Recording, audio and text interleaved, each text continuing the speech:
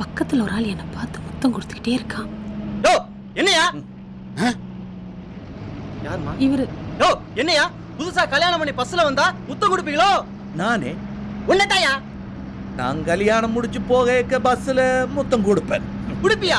எத்தனை வரை அப்படி கிளம்பிருக்கீங்க? ஓ அவ்வளவு திமிரா? யோ கண்டக்டர் வாயா.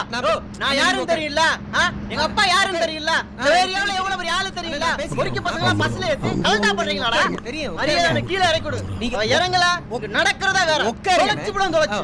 ஓகே. என்னையா? என்ன இது? நான் ஒன்னும் செய்யல.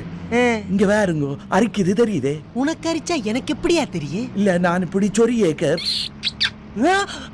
எனக்கே முத்தம் கொடுக்கறியா நீ?